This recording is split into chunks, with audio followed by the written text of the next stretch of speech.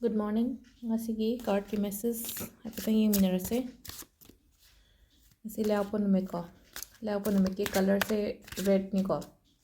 Aduna hari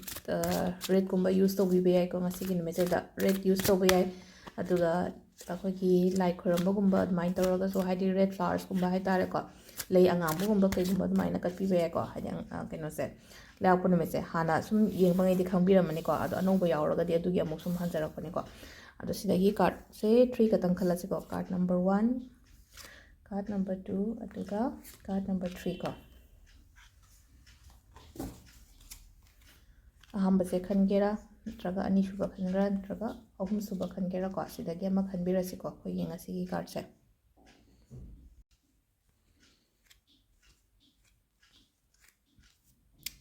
Ahamba ko. Ahamba se sida koi first ta hai base haidi 7 so oire ko 7 se phai ko 7 se apna divine number ne kaina hai ko ado 7 se phai haraga di kaino ha matam success ti adum haidi ta hai taraga di ko haidi mai pak padi adum leiba aina toba thabak sida ko mangoloi ba ko padim tarongani ba ado amu khangbra ai gi leiminari ba surrounding da leiminari ba mayam dona yamna chingdhabina ba hotna ba do ado chingdhabina ba hotna ba matam sida ko haidi yaringe haidi moina chingdha dore moina namtha dore ko dore kaina ga tain taraga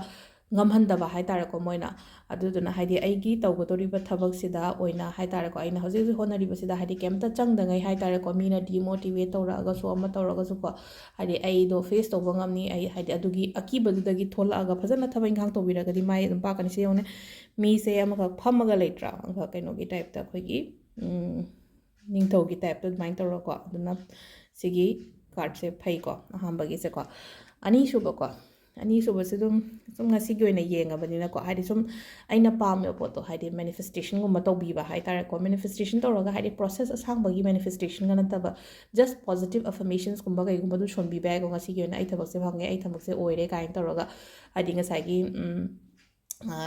atopa manifestation kaina haraga ti koina 1176 ki energy circle gum baga tawraga do haidi du maina gum matobi ba ai ko haidi yamna asangba process na tabida ko aina pamyo photo gi matungina manifest tobiba ko angel numbers iraga ni khangde ko aduga ahum subasisu ko ahum subasisu sida ko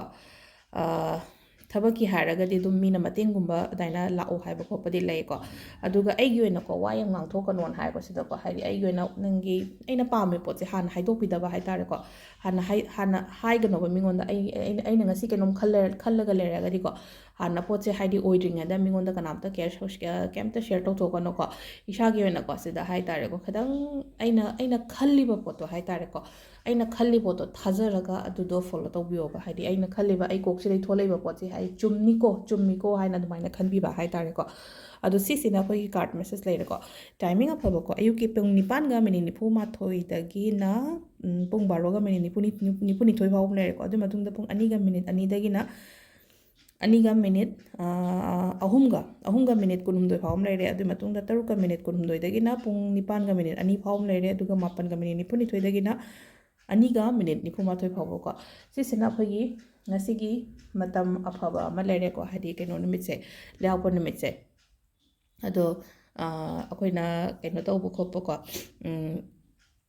lapo numit se da yamna keno tawge haraga di ko hadi tuesday gumba se ko hadi vegetarian gumba oibi base yam phai ko hadi ai gi life da yam obstacles leire blockages leire an haise hadi tawruba thabak gumba se da ko hadi ayeda pan yam leiba gumba leiraga do leba bobo gumba se khambra hadi ado yamna amuk hena